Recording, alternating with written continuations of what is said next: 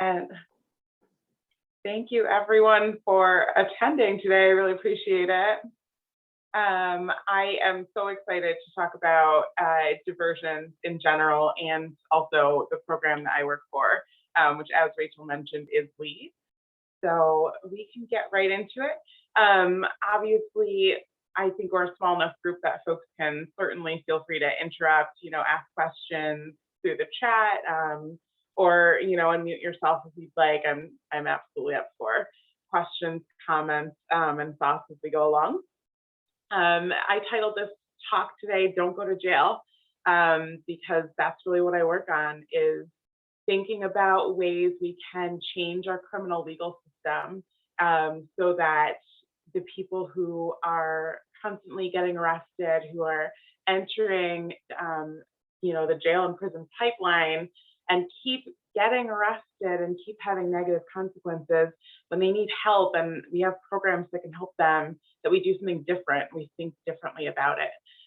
So this is something I feel very passionate about. I'm assuming that you all do too, and hopefully I'll tell you something that you didn't already know, and maybe you'll tell me something I didn't know too.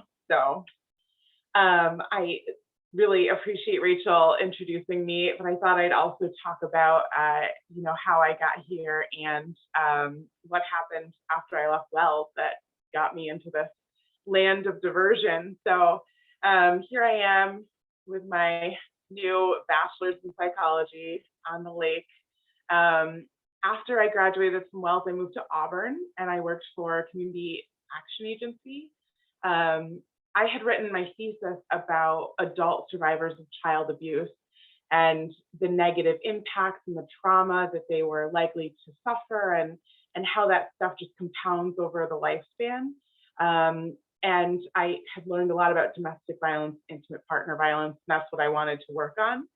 And I was just lucky enough that Auburn had an opening for a domestic violence advocate and educator. So I started working in our domestic violence shelter. I would take people who were survivors to law enforcement, to courts, the Department of Social Services, Child Protective, housing appointments, whatever they needed, we would accompany them. And when I applied for the job, they asked me, where could people who are living in poverty go to access services?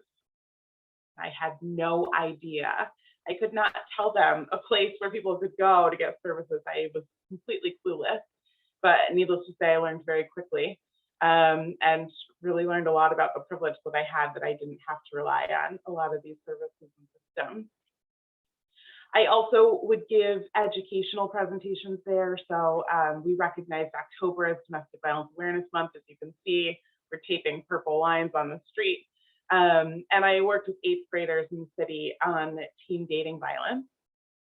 Happened to be, I was doing a presentation one day and some trainers from the State Office for the Prevention of Domestic Violence saw me and they recruited me to come work for them.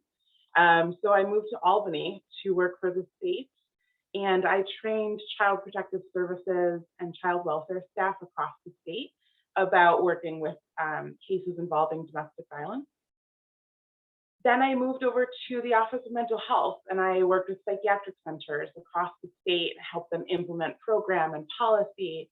I ended up going back to grad school at night to get a master's in community psychology at Sage. And that program meant a lot to me because we looked at systemic issues that impacted people very differently, whether it was because of race, gender, sex, all of the different characteristics we have. And we really took a look at how systems punish the most marginalized in our society and blamed them for their own suffering as if it was an individual failing, and not that certain people have less power and privilege and access to services. So that really spoke to me, and it connected to me with the work I was doing in the New York State mental health system. Most recently, I came to work for Albany LEAD, the Law Enforcement Assisted Diversion program.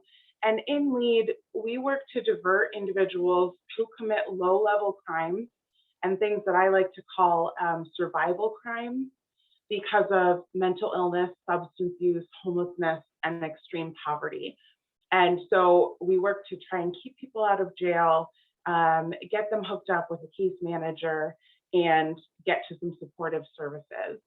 So for me, I felt like I got back to my nonprofit roots, where I feel like I can really directly impact change on the ground. At the state level, it's hard for me to feel that at times. And some people have asked me if it's strange to go from working in victim services and advocacy to working for individuals who are being arrested for breaking the law. What I think and what I found is that the individuals we serve are victims of our system. They have high rates of trauma. They've experienced a lot of violence, lifelong poverty for the vast majority of the folks that we work with. And they've struggled most of their life to access basic services and resources they need to survive. So for me, it was a natural progression, and I really see them all as being linked, all these services. Before I talk about LEAD more specifically, because LEAD is just one piece of a bigger picture, I really want to break down this image that comes from prisonpolicy.org, an advocacy and research organization, because it helps us think about systems of diversion or deflection, as they're sometimes calling it lately, and how they work together. So prisonpolicy.org shows the graphic that there's a highway that is ultimately leading to incarceration, but there are multiple off-ramps and exits where people could avoid incarceration. And I really like this model because I think it's digestible for something that's pretty complicated and can be really confusing.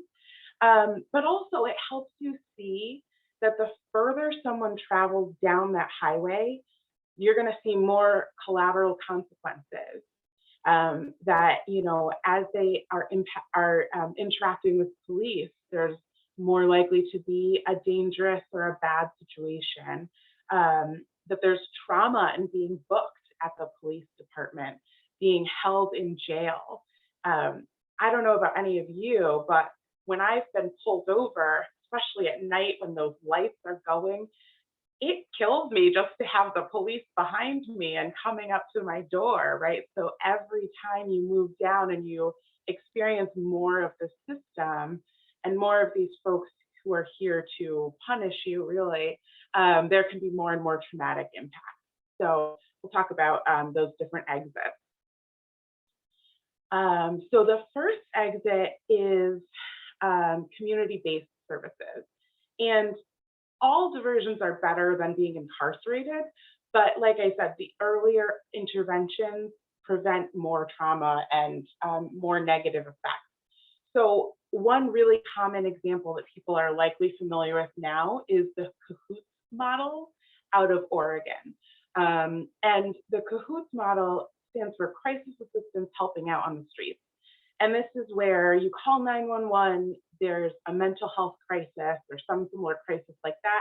And instead of sending the police, they send out responders that are, it could be a medic, a caseworker, a social worker, someone who's trained to deal with a crisis, someone who's not showing up with a gun. And so they send out the people that you need instead of the police. They've seen great success there. CAHOOTS handles a lot of cases, and they are part of the police budget, which is really interesting too. But what we found is that most people who are getting arrested or who the police are responding to, they really aren't actual threats to public safety. They're really not violent. And, we're seeing more and more mental health calls, conflicts, low-level things that we've asked police to take on, but we haven't really given police the training or the resources, and police aren't probably the best people to deal with those things. Probably people who have been working in mental health forever, right, and have that training. So this can be really helpful to de-escalate those concerns. Those responders can refer someone to the services they need, and someone doesn't have to interact with the police at all. So this can be of course, really helpful. When there's pre-police diversion, of course, no one's going to get a criminal record, get arrested, go to court, any of that. So that can actually end up saving a ton of money for taxpayers and for us all as well. The next exit is police-led interventions. And this is actually where LEAD comes in, which you may have guessed, it's called law enforcement assisted. And this, I'm talking about pre-arrest stages here. So police come across someone committing a low-level crime, or they're called to a scene, and they think, you know, listen, this person could use some help. It's not going to be helpful for me to arrest them, take them to jail, or have them go to court. It's not going to fix their issues. I've seen them before. I've arrested them 10 times. It hasn't changed anything. Why don't I try something different? And so instead, the officer becomes a gateway to services. And in the LEAD model, I'll talk a little bit more later, but our services are voluntary. They're non-coercive, other than the fact that when the police show up, someone is committing a crime or has likely committed a crime. They can offer diversion, and the person can say, yep, I want to go get services. Great, that means that the charge will be held. And if the person follows through, the charge won't be filed. It'll never come back. But if the person decides not to follow through, then the charge can come back. So there is that element of the charge hanging over their heads. Mostly we see people have multiple charges. So it's probably not as coercive for them, because one charge, multiple charges, you know, is all the same. I have a question about low-level crime. So we will talk about what that means.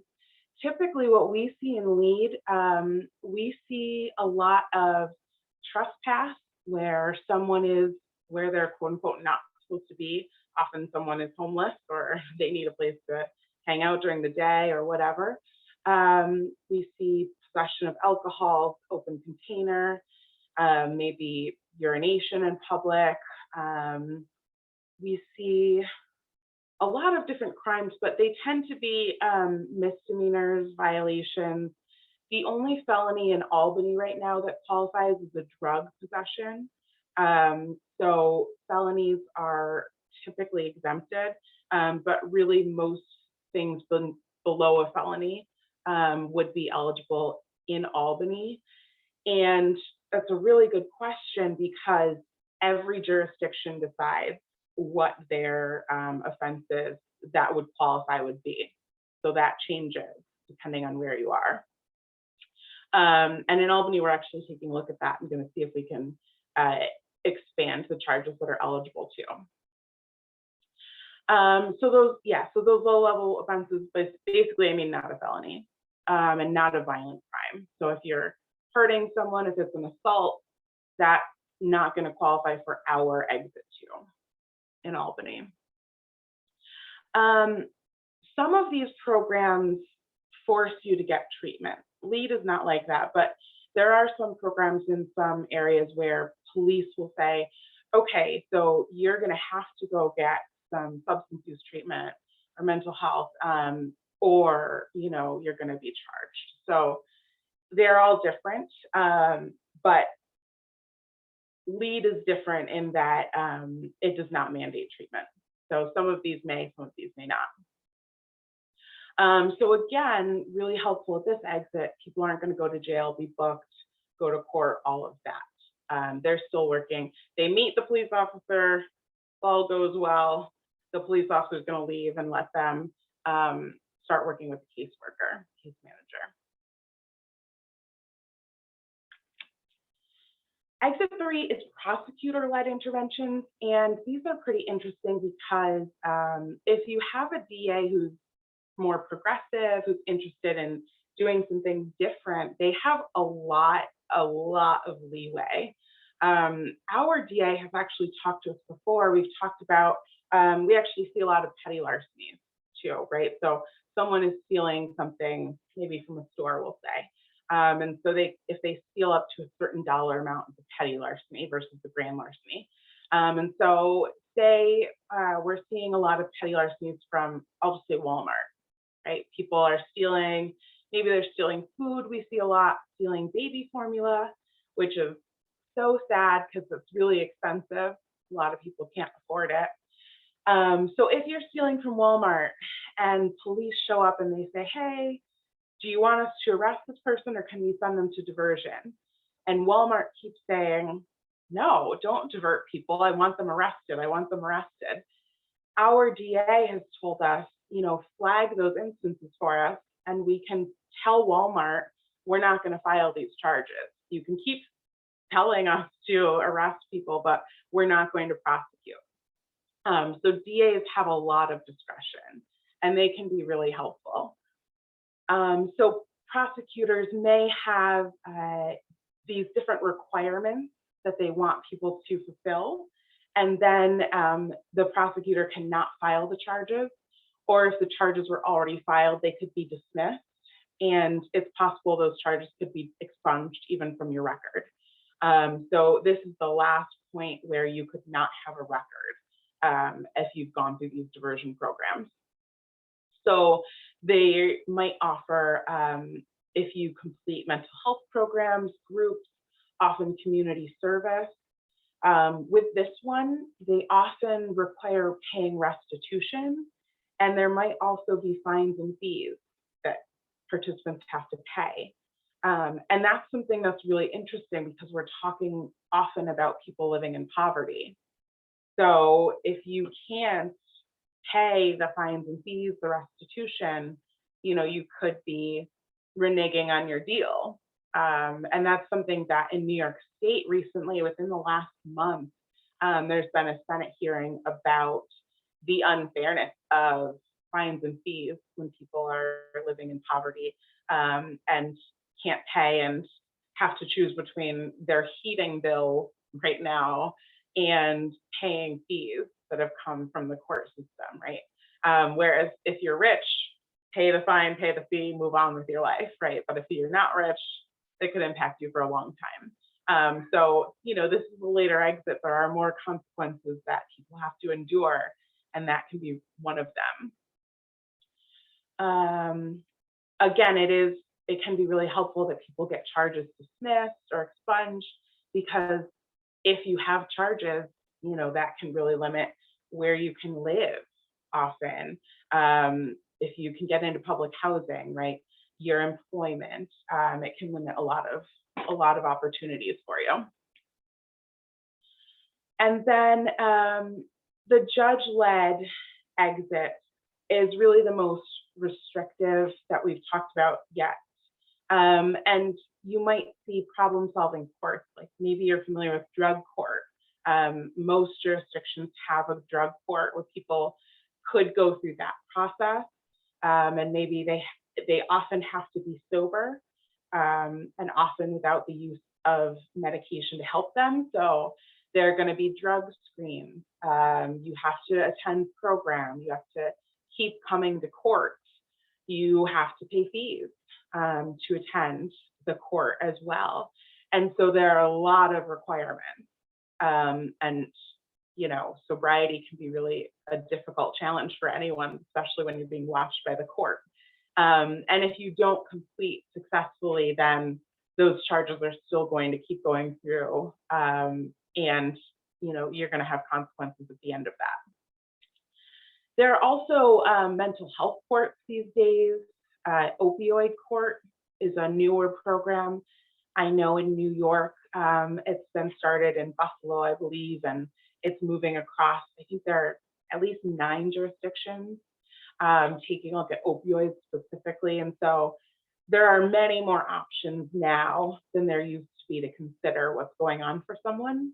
And at the same time, they can have a lot of requirements that are hard to fulfill. And people who have gotten to this stage have had to make it to court. They may have been in jail at some time. What we're seeing in Albany is that when folks are struggling with mental illness, or substance use or homelessness, it's really hard for them to make it to court.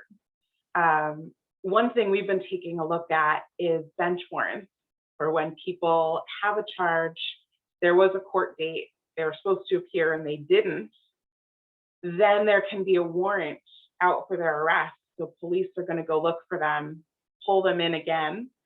So they have another contact with the police looking for them just to arrest them. And then they come in front of the judge and the prosecutor, who are probably pretty upset that they didn't make it to court. And, we've been trying to brainstorm, how do we help people make it to court? Well, a lot of our folks don't have phones that are on all the time. They run out of minutes. Maybe they can be texted, but is the court calling them or is the court texting them? Often their address changes. The court sent you a letter, right? Well, you didn't get it. And even just keeping track of the day of the week, when you're trying to go out and find food, you're looking for shelter, you have so much on your plate, your basic needs aren't addressed. How are you going to make it to court? I'm going to remember what November 10th at 10 a.m. is, right? And so there are so many barriers to people even just making it to a court date, that if they get this far and they're supposed to appear in court to make sure they're on the right track and they miss court, that could throw the whole thing out of whack, right? They could have some serious consequences because of the barriers of making it to court. So anytime we can keep them out of court, much, much better outcome. And then there are also some alternatives to incarceration. So this is no longer a diversion, but the very last exit you see right before you're going to get to jail or prison means that someone does have a criminal conviction, but maybe they won't actually be housed in the jail. Some of those alternatives could be probation, house arrest. There could be mandated community service. Again, we have those fines and fees and restitution. And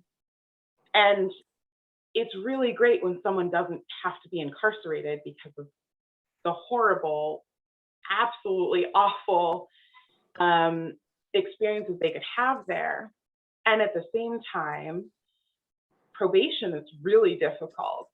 And that's not something I knew until I was an advocate sitting in court, hearing the list of restrictions that someone was going to be held to be on probation.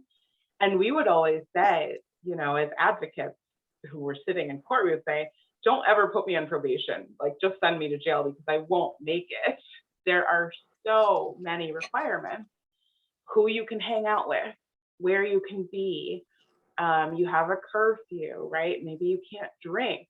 I don't think you can ever drink on probation. The ones I've heard in Cayuga County, you could not drink. So I'm out. You have to keep your job or your school. You have to keep everything on track. You have to be basically perfect. I mean, it's a bit like you're a child again. So, and again, it's better to be on probation than incarcerated and have less freedom. But some people think it's easy, and it's really not. So you always have that possibility of a violation held over your head, and that can be really difficult. So there are some alternatives. None of them are easy, and when you have fewer resources, it's even tougher to navigate those things. Probation, you also have to pay for. So again, we talked about those fines and fees. We have people living in poverty who have to pay to be monitored. And if they don't make those payments, there are serious consequences. So, I really like this method of talking about diversion or deflection that prison policy puts together, because it really shows you the pathway and how the possible consequences really add up. And at the same time, it's so wonderful that there are many options, because one option doesn't fit everyone. And I know, for instance, we would love for police not to respond to mental health issues, but sometimes they do. And in LEAD, we would love for police to offer diversion when they show up, and sometimes they don't. So when we miss people, it's great to know that the prosecutor can get somebody off that road, or the judge can get someone off the road, or there are specialized courts to help them in a different way. So they all really come together to complete an important picture. So now I want to dig into LEAD a little bit, because that's what I know best, and you know, that's what I do these days. So LEAD started in Seattle, Washington in 2011, and Albany was actually the third jurisdiction in the country to adopt the LEAD model. And it came from the war on drugs, the fact that it was not working, that people have been arrested, incarcerated, Black people, brown people, people of color indiscriminately are being locked away. And it's not working. It's not helping public safety. It's not making people healthier. And to hear them tell it, I work with the folks in Seattle, to hear them tell it, the chief of police was being sued by activists and by the ACLU because of the number of people of color that were being locked up. And it was just so out of whack with the population that, you know, something had to be done. And so the chief of police looked to the activists and said, okay, what do you want me to do? Like, let's sit down together, let's figure it out, let's all do something different, okay? There's a problem, you're right, but what am I supposed to do about it? How are we supposed to do this differently?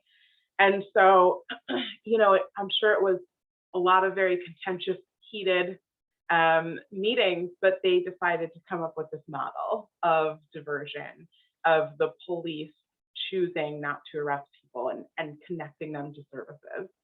And so the model was tested out in Seattle, started in some other sites, and now the map looks a bit more like this. So since that time, the concept has caught on like wildfire, as you can see in most states. There are over 50 jurisdictions right now that are developed, even more that are coming online. Within New York State specifically, the sites that are currently operating are my site, Albany. Schoharie County is just west of Albany, and Niagara County as well. And then you can see that there are more developing. Shout out to Ithaca, because they are launching, or they might have launched at this point. Ithaca has a new LEAD initiative, and we have national calls every month. We all learn from each other. So Ithaca is doing some big things down there. Great question. So LEAD initiatives are all a little bit different. We all have guiding principles that we abide by, but as far as who runs them, it changes a bit. So the police are certainly involved. Nonprofits and service providers are involved. For me, I'm one of 2 project managers for Albany, and we're actually employed by Seattle. And the reason for that is that no one entity owns LEAD, and it can be really hard to have the project managers be at one of the stakeholders and reside there and still be impartial. So I technically work for the National Support Bureau, but I only work in Albany, and I work with all of the different stakeholders, which I'm going to bring up next, which is a great segue. So here in Albany, the people who got together and started our LEAD initiative included the Albany mayor, the Albany Police Department, the Albany County Executive, and that includes the Department of Mental Health, probation, and our public defenders, the Albany County District Attorney, the Albany County Sheriff's Department. Catholic Charities runs our case management component. So there's a social service agency or multiple that do the case management. We have a community organization that is specifically Black-led and advocates for the Black community, the Center for Law and Justice. We have a business improvement district, and then we have a housing case manager as well. So representatives from all of those folks and high-level representatives, often the elected officials themselves, meet with us, sit on our board for all intents and purposes, and actually figure out what our policy will be, check in on our operations, and really guide the ship all together. It's really interesting because all of those people have their own perspectives and goals and missions. And so everyone who comes to the table still has their own job to do, and they have their own interests. But we also agree to be guided by what's best for the LEAD initiative. And then my co-project manager, Bob, and I guide the ship, bring information to all of the stakeholders, keep those relationships intact, and make sure that, you know, we're achieving our goals. So these are the goals that all LEAD initiatives share, and you can no longer be a LEAD initiative if you are not working towards these goals. So we want to reorient government's response. This is a safety initiative, public safety, with the understanding that it takes about, these are disorders, they're health-related problems, so public health focus too. We want to improve that public safety and public health, and we use harm reduction methods. Our goal is obviously to reduce people who are entering the criminal legal system, criminal justice system, because of their substance use, mental illness, homelessness, poverty. We do have a specific goal about addressing racial disparities, and it's something that we all struggle to overcome because they're so baked into our systems of what is criminalized, what areas are policed, who has the resources, who doesn't. So really every conversation we have, every time we're looking at data, we're looking at it by race and by other indicators, but absolutely by race to keep that goal in the forefront. We're trying to make sure that there's sustainable funding for these public health responses. We know that when people are diverted away from jail, they're not going through the entire system. You're saving a ton of money on the correction system, on the court system, on officers coming to court to testify, on probation and parole, and all those downstream consequences that are really, really expensive. So since our interventions are likely to be saving money, we want to grab that money back and reinvest it into services, and more into prevention, of course. And there's also a goal to strengthen the relationship between law enforcement and the community.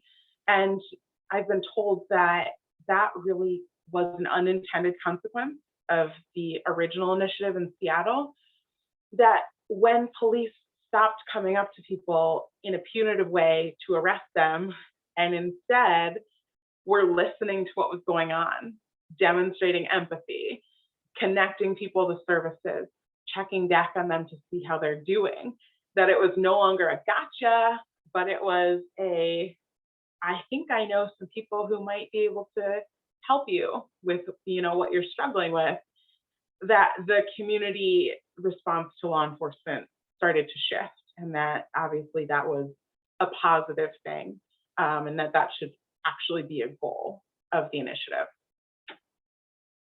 So how does it work on the ground? You know, I talked a little bit about that community collaboration. It's so powerful to hear the public defenders and the DA's office work together to come up with solutions, right? It's amazing to hear the DA's office not just want to prosecute, but actually learn who these people are and hear what they're struggling with and seek solutions together to keep people out of the system and actually change their behavior by giving them the resources and supports that they need. So that's really impressive. Oh no, I'm getting a call from the phone-a-thon. So if you're watching this or you called me on the phone-a-thon, I did not blow you off, promise. It's street-based intensive case management. So our case managers don't sit in an office and wait for people to come to them. They are out there. They work with people who are unhoused, people who live on the street year-round, people who live in abandoned buildings, people who are in shelters. They will go wherever people are. So that's really different. And it's intensive. They might talk to someone every day, depending on their needs. They might spend a whole day filling out applications with someone, being responsive to them. This is not short-term work. And sometimes people get really frustrated. Police get really frustrated. You know, I diverted someone to LEAD 2 weeks ago. They were shooting up in a public park and I didn't arrest them. And why am I seeing them buy drugs, right? I thought this was supposed to help them. Well, the issues that we're targeting are incredibly long-term issues, right? Why is someone using drugs? A lot of reasons. They probably have a lot of trauma. They can't access the coping strategies that they need. Things continue to go wrong and they don't have resources to help them. They don't have the supports they need, right? On and on and on. Very long-term issues. And so there's long-term work. And when people ask us, you know, well, what is success in LEAD?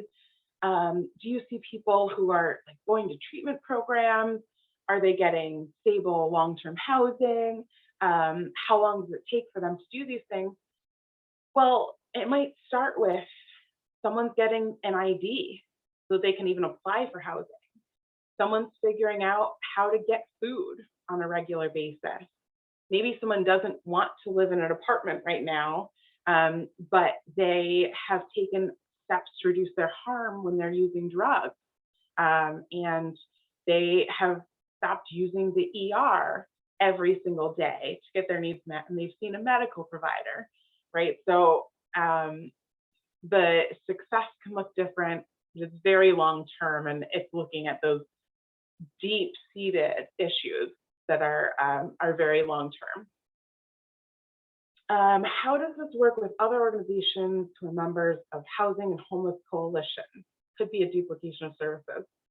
That's a great question. So we do have a lot of resources in Albany, and at the same time, there's just an endless amount of need. So LEAD isn't for everyone. You know, just because someone's homeless doesn't necessarily mean that LEAD is a good fit for them, whereas Homeless Coalition, Homeless Services would serve them likely. But we're looking at people who are likely to be arrested many times, people who traditional services don't work well for. And so we actually have a homeless outreach program that I'm going to be riding along with on Friday. I'm excited to see how our work intersects on the ground. But this organization goes out, they hand out food, hygiene supplies, blankets right now. They'll help people apply for housing, but they're not the intensive long-term folks. So if people need, you know, those simpler needs met, you know, that would be a great resource for them. That homeless group often refers to us or will ask us if we know someone if they are really struggling and they need that long-term support, someone to check in with them constantly. They filled out an application for housing. They moved in 2 weeks later. They couldn't, you know, they couldn't make it work. They're back out on the street. They need that more intensive walking with them. And so we do find that sometimes our folks are working with other programs, and our case managers will figure out, okay, what are you working on? What makes sense for me to work on? And our intervention is meant to be making the community safer for all, obviously starting with the individual, and addressing those health needs as well that are underlying whatever behavior. See, another question. Sometimes we have issues with everyone playing in the sandbox nicely together, understanding we're all working on the same goals. Yeah, that's a really good question. I mean, when you have collaboration, do you want to make sure there's not duplication? I would say that LEAD really takes folks who have the most complex issues that are often rising to the level of criminal behavior, and they're really at risk of continuing to cycle through the criminal justice system, which is interesting because it is not a get out of jail free card. So there's a balance there. When I say that people can get diverted, they get diverted on one charge. And sometimes if we'll go with that example I had where someone's still using drugs and the police come up to them and they've already been diverted, they're working with case manager, you might say, you can't arrest me, I'm on LEAD. That's not actually true. So there are still consequences of behavior happening, right? We can't rewrite the laws and make these things not illegal. So people who are involved in LEAD, they may still be arrested. The difference is that then they have a case manager to help advocate for them, to help talk to them about, the consequence of continuing to use drugs, and we all come together at the table to talk about this person. So the DA's office may decide they're not going to handle this the same way, even though they're new charges, right? They keep getting arrested. There's still the collaboration that can lead to different outcomes. Let's see. So if thefts aren't prosecuted, how do we keep stores from closing where there's a lot of shoplifting? So that's a really good question. And I think we see that a lot with the petty larcenies where, again, someone might be diverted on one charge, but if they keep stealing from the store, they're going to keep being arrested. And at the same time, the case managers are going to get to the root of their stealing. One thing that our police department and our DA's office really check in about is why is someone stealing? So if they're stealing because they can't get their basic needs met, case management is going to help them with that. They're going to help them get an income. They're going to help them get food in the meantime. They're going to help with their basic needs. If someone is stealing because they like stealing, because they are selling things and that's their job, or because they are involved in criminal behavior outside of mental illness, needing those basic needs, that's different and it's handled differently. So LEAD is not a place for people to escape when they just want to keep stealing and not being held responsible for it. So that is something that is actually checked on pretty frequently. And the stores really know those folks, and the store has to agree to divert someone. So if they know that they're just coming in here and stealing electronics all the time and selling them, they're probably not going to agree to divert that person. Let's see. More about trauma-informed care. Absolutely, we'll get there. I wrote like a whole book, I'm sorry.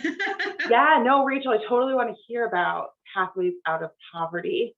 Can you say more about that? Do you mind jumping in? And yeah, okay. So two things that I have some background in working in trauma-informed care. I think most organizations can do a better job with that. And I think it's one area where folks who don't really understand about defunding the police, how a lot of organizations really need more trauma-informed care training and work. So that's one thing, just a kind of a comment, but I was curious about training. And then, or like the culture. And then the other thing, so I volunteer with an organization in Ohio, I'm on the board, and they do a lot of different things, but their goal and their like tagline is, working on pathways out of poverty. So they have a community garden, so they can hire people from a few different places, and the stuff goes to their grocery store. And they also have a mobile market that goes to these food deserts, and they really bring into conversation race and systemic oppression and things like that. So it's not just like not that the food pantry is bad, but it's not just a food pantry. They actually have a lot of entrepreneurial help and things like that. And I think I saw on the map that LEAD is in Ohio now.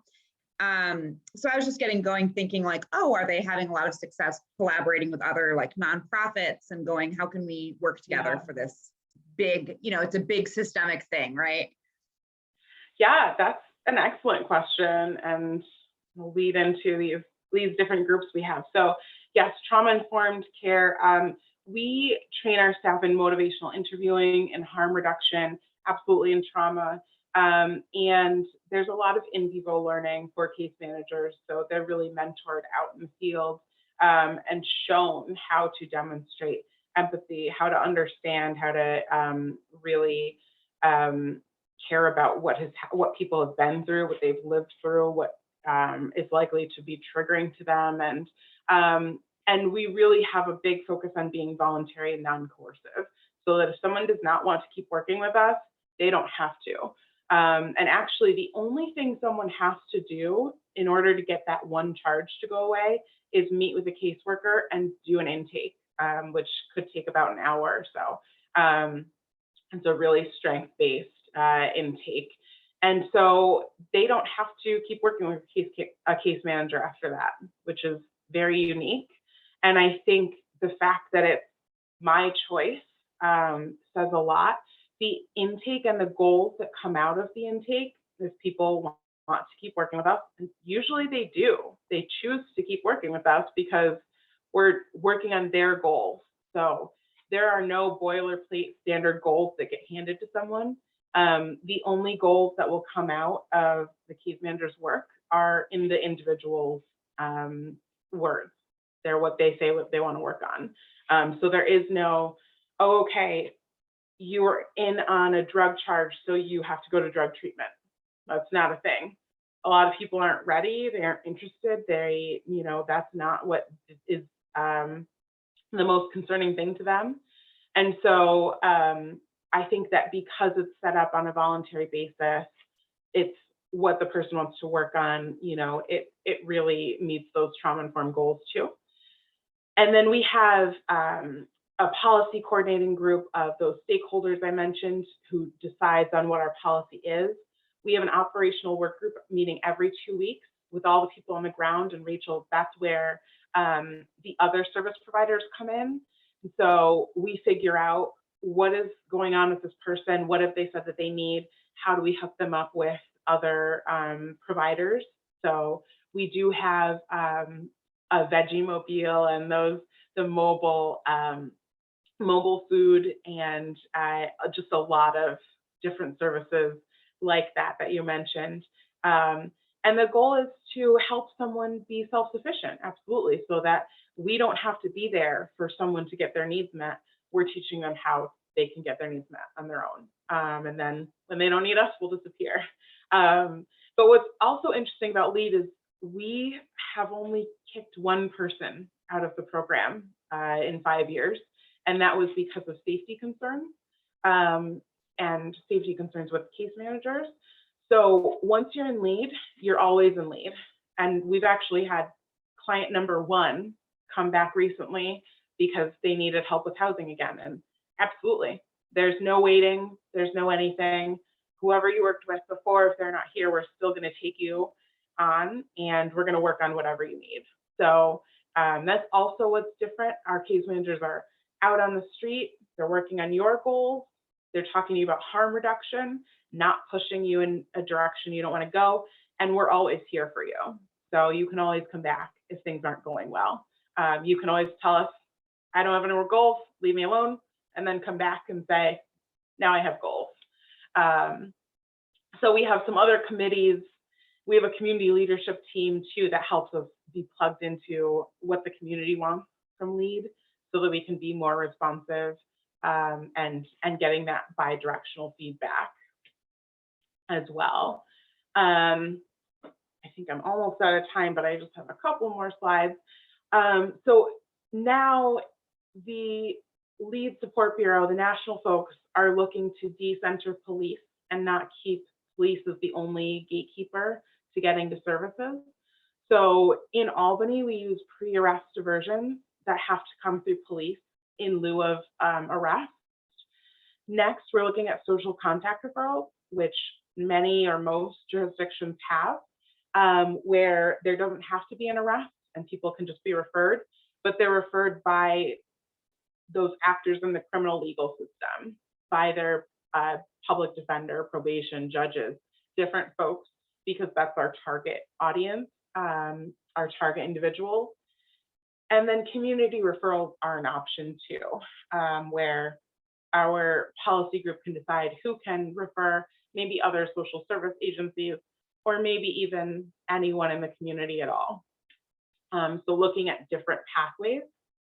And then, most importantly is the work that happens on the ground. So our case managers meet someone where they are, but they don't leave them there, right? So harm reduction isn't just, okay, keep doing whatever you're doing, it's great. We're totally fine with, how you're using drugs, where you're using drugs, all of that.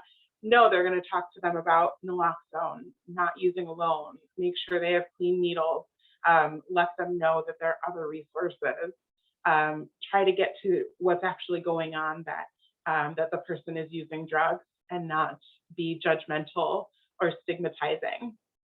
I talked about how it's person-centered.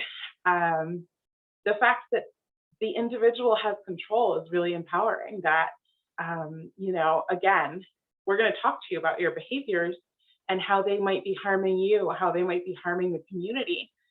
But our pathway is on you. It's what you want. It's not what I want. And of course, we're providing that education. We're giving them tools to meet their own goals, which is incredibly powerful.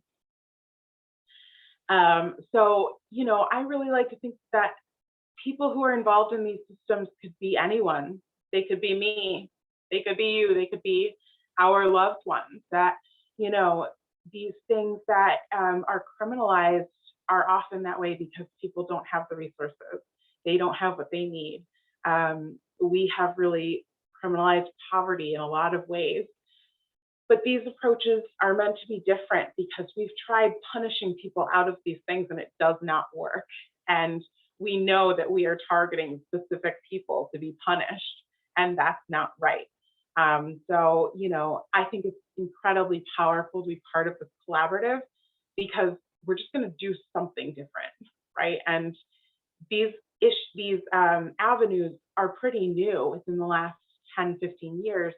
So as we see, oh, this isn't working either, we can still adjust and try something different and learn from the people who have been through the services. So it's incredibly powerful for me. And I hope that you think so too. Oh, another question. Okay, services under 18 and over 18. That's a great question. So LEAD works with our information says 16 and older. And I've actually asked questions about why we don't work with adolescents as well. And what I've heard is that it's really difficult to apply our method to kids because they don't have the choice in their life, their parents do. And so if you tell parents that you want to work with kids as they're still using drugs, they may not agree to that. They may not like that, that there are different legal issues. In our county, we have a lot of diversion programs for youth through the DA's office, through the prosecutor, including felony diversion, where if they go through the program, it'll be sealed. It won't be on their record at all. So they do have other options, and diversion really kind of becomes like a whole universe of different options for different situations. But our LEAD initiative is for 18 and older. Let's see. Another question about people, especially femme folk, who are brought up for girlfriend crimes, stolen goods, due to a partner or family member's criminal activity. So yeah, absolutely. I mean, hourly diversion, actually we see a lot of women being diverted, whereas in Seattle where it started, it was mostly men. So I find that very interesting because we have women with kids, they have different needs, different issues, right? And so basically, if you're not committing a felony in Albany, you're good for LEAD. You could be diverted if it's based on those issues of mental illness, substance use, poverty. In other jurisdictions that have LEAD, they don't even have those exclusions. So there are many more charges that are eligible. And Albany will be taking a look at our charge exclusions and seeing, if they still fit us or not in coming months. But absolutely, that could be appropriate for LEAD. And let's see. Jenny, do you want me to share your email here, or would you like me to email if anybody is interested? I can send it separately so it's not. Well, the chat doesn't go onto YouTube. So is that okay if I share your email here? Oh, yeah, it's right there. Absolutely. Please do. Yeah, move the slide. Perfect. Speak of the devil. And also, if anybody is just seeing this recording, you can also send us an email at alum office. Jenny and I talked about this already because I was like, I know people who want to connect with you. So Jenny's email is on the screen right now. Yeah, absolutely. Yes. And like I said, I mean, we have calls with the project managers from all over the country at least once a month. So if you are in a different area and you're interested in getting in touch with someone for LEAD, I can certainly get you some contact information for your more local group if you're not in Albany. And the Ithaca folks who are coming online, yeah, I'm very excited for them. Let's see. A question about how to tell when someone is manipulating you, setting effective boundaries, etc. That's a really great question, Liz, because that's definitely something I struggled with when I was working out in the community.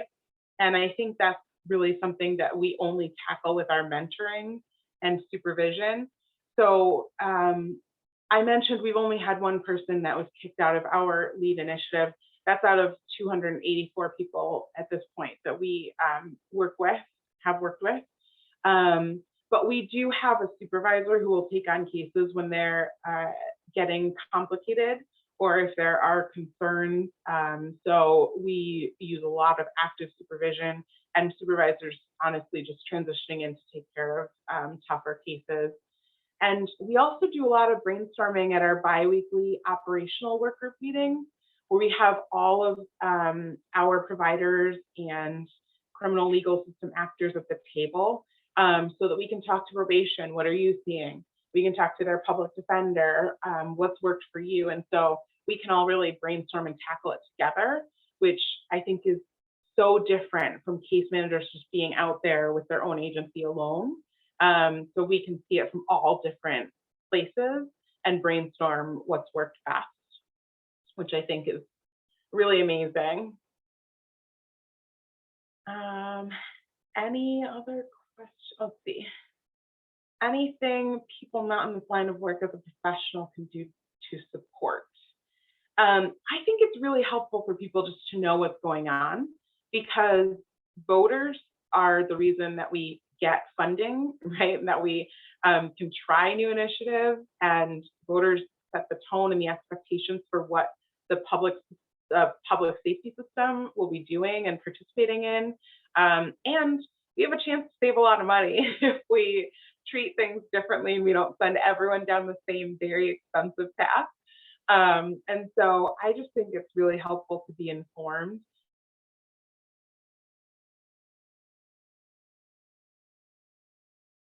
If you or your loved ones find your the public defenders or legal aid, are there any diversion efforts? I've heard of this type of thing, right? So just arming yourselves and the people you love with information, because if you don't know, then you probably will miss out, right? Like there are a lot of different off-roads that people can access, but you can't really advocate for yourself if you don't know. So I think it's amazing that folks are here and want to find out about what's going on.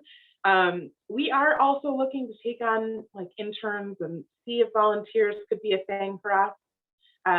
So, you know, we're definitely looking for other ways for people to get involved. like I said, we have a community leadership team. Those folks are all volunteers from communities from different neighborhoods who get together to give us feedback on what's working, what's not, what we should be aiming for. So I think there are a lot of ways, but it starts by talking about it. Did I miss any questions?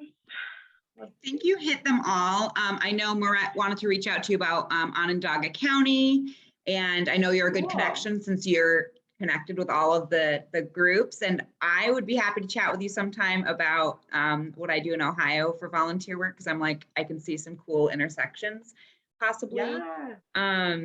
And yeah, I think, yeah, Kathy said, how can we support it? But yeah, I think talking about it, yeah, this will be available on YouTube. If you have questions, you can reach out to Jenny or shoot us an email at the alum office and we'll connect you. I know alum office is an easy email. So, and we do this program every month on the, during the school year on the second Wednesday. So it's second Wednesday of each month. Next month is December 8th. It will be COVID focused. We have 2 alums talking about COVID vaccines in rural communities and healthcare in general. And it's going to be great. Yes, Moret. Oh, you're from Onondaga also. Yeah. And Moret's in Syracuse. So class of 98. I love it. Evens. Yay. Yeah. Thank you everybody for coming so much and participating. This was a great conversation and I'm excited. I was talking to Jenny too. We've got a career services group at Wells. So that's going to be some great connections for our students. We've got a pre-law class here. We've got a great psych program, and Jenny and I are both psychology majors. So yeah, thank you so much for everybody for being here. And I hope you have a great night. Jenny, thank you so much for doing this. I really appreciate it. Thank you. Yeah, So great. Thanks, Jenny. Thanks, everybody. Have a great night. Bye. Bye.